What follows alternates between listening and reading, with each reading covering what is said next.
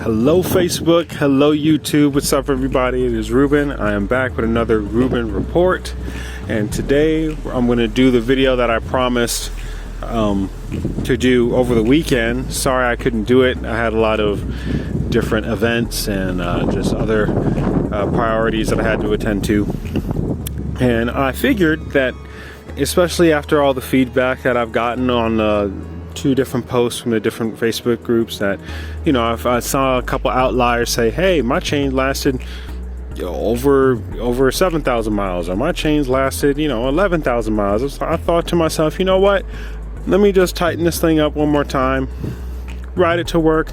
Maybe I can hold out till next weekend where I'll have a little bit more time to change the chain.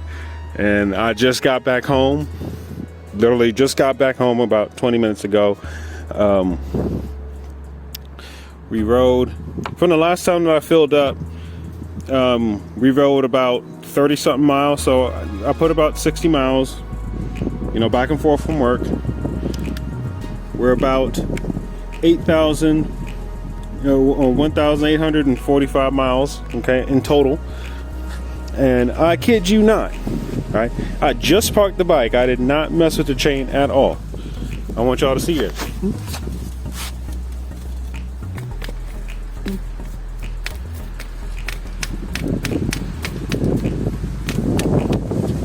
Okay. Y'all see that? I mean, it's not as exaggerated, but it's pretty sloppy. Okay? Pretty sloppy. And I was thinking to myself, like, man, because when I was riding this morning, and I was trying to get up to speed, and I noticed that I just couldn't go as fast as I generally would. My acceleration was extremely slow. My top speed was almost gutless in 6th gear. I can only hit maximum 71 indicated, and I'm thinking it's because the chain is just way too loose. Especially when I'm actually riding, it's just stretching and stretching and stretching. And so on the ride home, I was just thinking to myself, like, man, is this thing gonna fall off? But I'm very glad that it didn't, by the grace of God, that I actually got home. Also, looking at my gas gauge, when I left this morning, my tank was full. Okay, and usually when I have a full tank, I mean, you guys see my MPG test. I'm supposed to be getting somewhere in the mid to high 50s. Okay, I really think I'm getting like 40 something MPG right now, because I had to have the throttle almost wide open for me to maintain an indicated 63 coming home today. So yeah, this changing the chain, it definitely can't wait. I got the new chain right here, got the DID chain that I bought from CSC. It's from Japan, and it comes with a master link. It's already lubed up a little bit. Got my little chain tool, removal tool right here as well. So I'm gonna get this thing started and walk you guys through how it is that you remove the chain off of the bike. And I'm learning this as I go, so I might make some mistakes. You guys can learn from them, and we'll just figure this thing out together. All right. Oh, and one other note before I get started. Just from my experience, those guys who are pretty much the outliers saying that they got well over 2,000 miles on their stock chain or whatever it is, I'm just gonna have to say, public service announcement.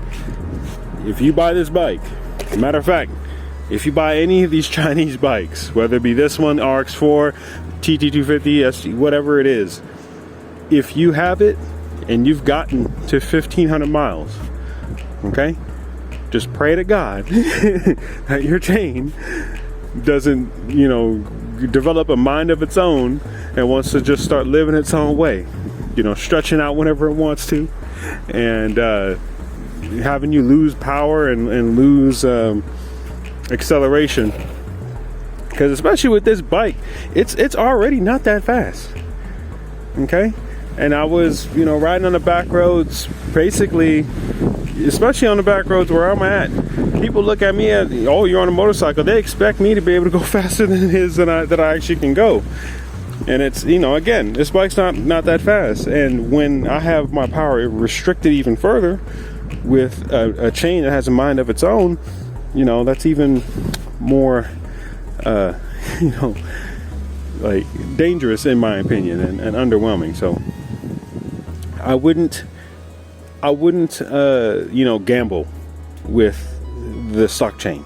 Okay, if you made it to 1,500 miles with no issues, great. Don't take it for granted. Go ahead and swap that chain out. Or if you want to be even safer, just swap it as soon as you buy it. That's that peace of mind. This chain, I believe, I mean, with minimal maintenance, even with just the maintenance that I've been giving this chain, you know, lubing it up and cleaning it every 200 to 300 miles, or basically every week, right? It should last quite a long time. Okay, so I just want to throw that in there before we get started. So all right, we're gonna go ahead and get started. All right, so the first thing that you want to do is you want to remove, there's going to be one 8mm bolt right here and one 8mm bolt down there. Okay, remove those two bolts. This comes off. You expose the front sprocket, and then the next thing you're going to want to do is you're going to want to take off the chain guard. Okay, I'm going to put this back. I took it off already, but I'm going to put it back just so I can give you guys an illustration. All right. Okay, so it's going to be sitting something like that, right? They're going to be hex key bolts, one there, and then one kind of back there. You guys can see it. Hold on. Sorry for the sloppy camera movement. Yeah, so it's like hiding behind the chain, right back there. Okay, it's going to be right there. Hide behind the chain. Same thing, hex bolt. Take all those 3 bolts out, and then you'll be able to take the chain guard off. Okay, now when it comes to extracting the chain, yeah, in all honesty, you can kind of, well, it's really 2 different ways. You can, maybe if you you know, have the chain, like the chain tool like I do, you can go ahead and use that and just push out one of these pins here, and I'm going to show you guys how to do that. 2, you somehow take the wheel off, all right, and then undo this little frame bolt here, which it's just too much work. Don't do all that just to get the chain out in one piece. Or if you're somebody who just has a vendetta against this chain and you have like a power chainsaw or something like that, and you just want to cut it with a chainsaw right there, I mean, do whatever it is you want to do. I do not advise you to do that, but if that's something that you want to do, I guess you could do it. Okay, anyway, I'm gonna get this tool, I'm gonna see how it works, and then once I figure it out how it works, I'll get back with you guys and then, you know, tell you what it is that I found. All right, before I get you know, start tinkering around with this thing, I just want to show you guys what comes in here. I bought this very cheap, inexpensive general motorcycle chain toolkit off of Amazon. This is what comes in it. All right, got your little manual here. It's like 20 bucks. I'll probably put up the link in the description below. And this is supposed to help push out one of these pins here on the chain. And once one of those pins are pushed out, the chain will then separate and you'll be able to just get it out quite easily. You don't have to worry too much about damaging this chain because you know, who cares? Hopefully you'll never want to put this thing back on. But for those who might want to preserve it, I think using this tool is probably going to be the best way to do so. All right. And also, from looking at like forums and just online, I don't really think that this chain has a master link. A master link is something that the new chain actually has. It's an easy way. It's still strong, but it's an easy way to, that's what you see how this is empty, right? So this master link connects to those two holes there, and it's like an easy way for them to stay connected and even be disconnected if you would, you know, so choose. But I don't see a master link on the stock chain, so yeah, I'm gonna have to use this tool to push this thing out. Okay, so with the tool, it comes with a lot of different sizes for a lot of different applications. I think I found some sizes that would work pretty well. So for example, it comes stock with this thing on it, and with this thing, only the skinny one. You see how small that hole is?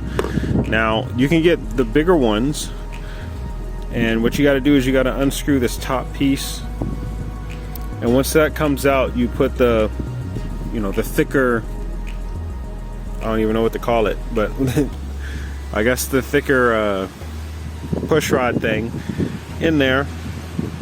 And then as you tighten this up, this goes all the way down, and it pushes, as you can see down there, it pushes up against the push rod thing. And once it's firmly seated, like it is right now, you can then start screwing and unscrewing this part. Okay, and this end is open, so that way when it pushes against that, you know, whatever link you choose, it'll push it out of the hole. Okay, or at least it should. All right, so I'm gonna go ahead and attempt to do this, and I'll you know, try to document any type of issues that I might come up, you know, any kind of problems I may run into. Okay, all right, once you guys have it firmly secured on there, pro tip, okay, pro tip, try to get this and this lined up as much as possible. That's the first pro tip. Okay, and once you do, what you can then do is get a socket, a deep socket, and then use that leverage to push it out even faster. I just came up with that. So let me go find a deep socket, and then I'll try to get that out. All right, guys, I actually was successful in extracting it. As you can see, it's gone. It pushed all the way through. Two things I want to share as like pro tips. Okay, I didn't have this on there before. This is like a little support thing to hold on to it, because when you're twisting this thing, it's gonna want to move like crazy. So you put this little extension on here. Let me move this out of the way. Okay, so you put this little thing on here. It's kind of like a handle. Okay, it's like this little handle. It screws in right in on the top. Okay, and that allows you to grip onto it while you're wrenching on it, right? And to hold it better in place. Another thing that you want to do, I'll tell you when I actually take it off. All right, so here's that little metal cylinder thing that was in between that link there. But as you guys can see, every link has that little metal thing protruding out ever so slightly. And what you want to do is when you're trying to seat the, you know, the chain thing, you want to hold it up against the chain with the very tip inside the hole, just like that. And that holds it very secure. Okay, because if you are fiddling around with it, it's not gonna catch on. So make sure that the tip of it is held in just like that, and then it holds it steady. So that way when you start to clamp down on it, or when you start to screw it in or ratchet it in, it lines up perfectly and you can really push it out. Like, just to illustrate again. Okay, so you do like that, and it's hooked. So it's like hooked onto that little protruding, whatever you want to call it, cylinder, link cylinder or link connector, whatever you want to call it. And then you just continue to screw this in ever so slightly, and it should line up perfectly. Okay. All right, you guys get the point. And then once it's secure on there, tightly, hold firmly with one hand on the handle, and then just ratchet it down, and you'll feel a lot of resistance in the beginning, but once it gets past a certain point, it just goes through quite smoothly. And I think using a longer handled ratchet would make things easier, but I did it with the small one, just so, but it takes a bit of force. Okay, so I'm gonna go ahead and get this chain off, and then we'll put the new chain on, and I'll show you guys how to do all that. Man, this thing is filthy. All right, goodbye, old chain. Yeah, good riddance. Alright, so because the old chain was so dirty, and as you can see, there's kind of like buildup all around the sprockets and in this little area here and on the back sprocket, what I'm going to do is I'm just going to wash it down a little bit so that when I put the new chain on there, it doesn't get so gunked up so easily. Alright, so I'm going to wash it real quick, and then we'll come back.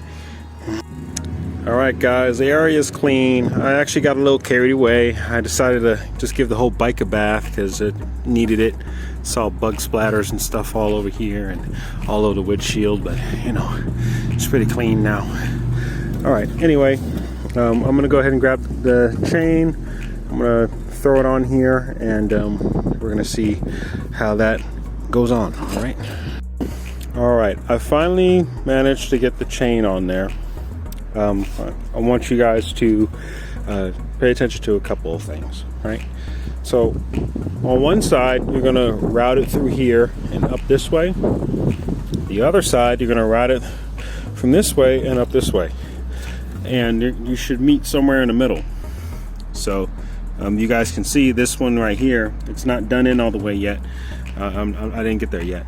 But once you have it like this, or basically once you have those two sides together, they're probably not going to match. It's going to be a little bit too short. Main reason is because the stock chain stretched so much that the whole alignment that you have with your bike at the moment is going to be way off from this new chain. So what you're going to have to do is you're going to have to loosen the chain adjusters on both sides completely, and what you also should do is you should loosen the nut on this side. Okay, that's your axle nut, and then what you're going to want to do is you're just going to want to ever so gently, all right, push up against your back wheel. That's going to push the wheel forward, so that way it's going to be a little bit easier for the chain to reach and connect with one another. Okay, I had to do that. Finally got it close enough to where I can get the master link in, and then I put this center plate on, and I'm going to use my little tool here to push it down all the way, and then we're going to get this safety clip hook put on after that's done. So this toolkit really comes with everything. So what you're going to do is you're going to switch to this guy right here, right? That way, once you actually do get it on there, those two little, the masterling thing can slip in between those holes. And then on this side, you want to get one of what they call the anvils. It's just the flat surface, so you can gently push up against the plate. Okay, so I'm going to go ahead and get that put on, and then we're going to slowly and surely press it on there. All right, scratch that, guys.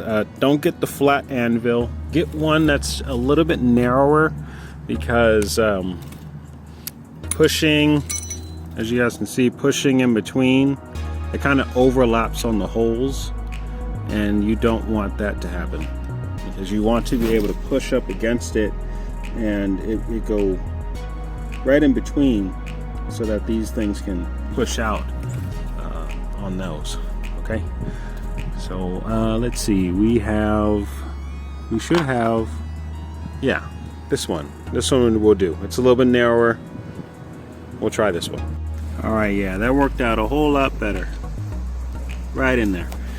So now we're gonna take this off, and I'm gonna somehow get this safety pin on there. You line it up, you guys line it up pretty much just like that. And what I'm gonna do is I'm gonna get something to kind of pinch it, so that it just goes right over the exposed thing there. Oh, well, sorry. Yeah, pinch it a little bit so that way it goes over the exposed thing there, and then we should be good to go. Let me go get my little pinch tools. All right, guys, it's on there. It's on there pretty secure, pretty tight. So what you want to do, it's easier to just like clamp it on one of the ends, and then just kind of push it this way instead of trying to grab it that way. As you don't really have any leverage doing that, so grip it on one end and then just force it forward, and it'll snap on. And you also want to make sure that it is hold on, where did I just put it? Did it blow off in the wind? Yep, it blew off in the wind. Okay, you want to make sure that you're putting it on in the direction. You guys can see the orientation, right? So you want to make sure you're putting it on in the direction that the chain spins. So if you're putting it on the top, like I am, you're gonna have to put it in the opposite direction, because the wheel spins this way, right? When you go forward. So it's really this orientation if it's, you know, down here. Just something to think about. All right, so I'm gonna get this thing tightened up, take it for a little test spin, and we'll see how she does. All right, I took it for a quick little test spin up and down the block. Nothing too major. The real test is gonna be me riding back and forth for the rest of the week. Again, 60 miles every day. We'll see if the setting that it's on right now is gonna change at all. It's hard to see when I don't have it on the center stand.